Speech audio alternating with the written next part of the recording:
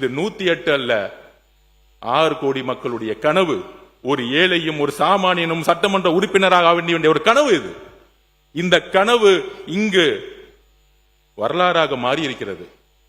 ஒரு சாதாரண கல்லூரியில் படிக்கக்கூடிய மாணவன் நானும் மக்களுக்காக வேலை செஞ்சா ஒரு சட்டமன்ற உறுப்பினராக முடியும். 1 ரூபாய் காசு செலவு செய்யாம இங்க இருக்கக்கூடிய ஒருத்தரும், இங்க கூட இருக்க ஒவ்வொரு சட்டமன்ற உறுப்பினரும், எங்கள் தலைவர் சொன்னார் தேர்தலுக்கு முன்பு எம்எல்ஏ சீட்டு கொடுத்த பிறகு ஒவ்வொரு இன்றிலும் சொன்னார். என்ன சொன்னார்னா, இங்க பணம் வச்சிருக்கவங்க சரி, பணங்கள் யாரும் 1 ரூபாய் செலவு பண்ணாதீங்க தேர்தல்ல.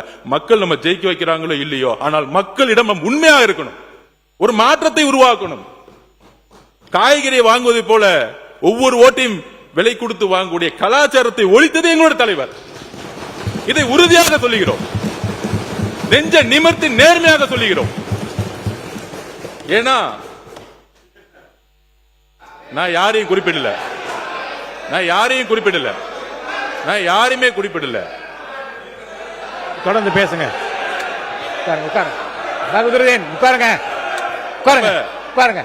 நான் யாருடைய பெயரையும் குறிப்பிடல. ஓட்டுக்கு வருவாருங்க, ஒரு முன்னுரையை சொன்ன பிறகு வரட்டுங்க. இருங்க, ஜனநாயகம் இங்க இருக்கிறது. சொல்லுங்க. ஓட்டுக்கு பணம் கொடுக்கக்கூடிய கலாச்சாரத்தை தூக்கி எறிந்தது வரலாற்றில் முதல் முறையாக தமிழக வெற்றி கழகம், எங்களுடைய தலைவர். அதை உறுதியாக நாங்கள் இங்கே பதிவு செய்கிறோம். என்னுடைய முன்னுரையில் என்ன பேசணும் பேசலாம், எங்களுக்கும் அவை தெரியும். ஜனநாயகப்படிதான் நான் பேசுறேன். அளவை நான் நிர்ணயிக்கிறேங்க, நீங்க பேசுங்க. இருங்க சார், நீங்க இருங்க, நீங்க இருங்க. உட்காருப்பா, உட்காருங்க. அவங்கள உட்கார சொல்லுங்க, நம்ம உட்காருங்க. நான் யார பத்தியும் பேசலையே. தப்பு. நீங்க யார பத்தியும் பேசல.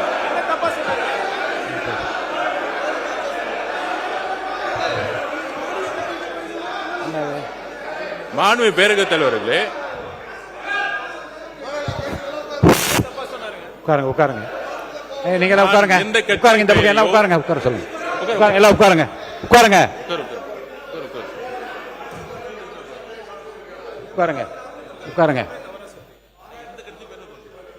இருங்க, இருங்க. நீங்க உட்காருங்க. நீங்க பேசுறது அனுமதிக்க முடியாது. உட்காருங்க. இருங்க. நீ பேசக்கூடாது, அப்படி பேசக்கூடாது. இருங்க. அதாவது இருங்க, கொஞ்சம் கவனிங்க. மாநில உறுப்பினர் கோஆரி அப்படிலாம் கை நீட்டெல்லாம் பேசாதீங்க. உட்காருங்க. அதெல்லாம் கொடுக்க முடியாது. உட்காருங்க.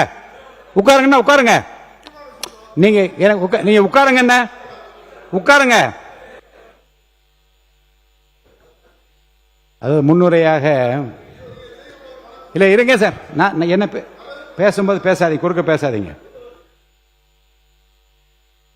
பொதுவாக மானிய கோரிக்கை வருகிற போது முன்னுரையாக ஏதாவது தெரிவிக்க விரும்பினால் தெரிவிக்கலாம் என்கிற போது தலைவரை வாழ்த்தியும் அந்த பொறுப்பை உணர்ந்தும் வார்த்தைகள் சொல்வது வழக்கம்தான். இப்போது இருக்கிற நிலைமை என்ன என்றால், காலம், உடல்நிலை, முன்னாள் முதலமைச்சர் சொன்னது போல் உடல்நிலை கருதி உங்களுடைய அந்த முன்னுரையை விரைவாக நீங்கள் முடித்துக்கொள்ள வேண்டும். சொல்லிட்டேன்ல, நானே சொல்லிட்டேனே. நான் அதுதான் நான் அதை உறுதியாக சொல்லியிருக்கிறேன். அவங்க முடிப்பாங்க.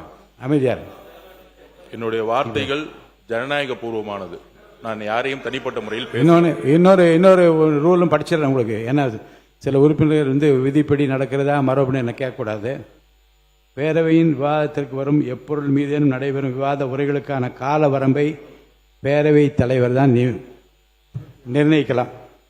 நான் சொல்றேன், விரைவாக முடித்துக் கொள்ளுங்கள் என்று நான் சொல்லியிருக்கிறேன். முடிப்பாங்க.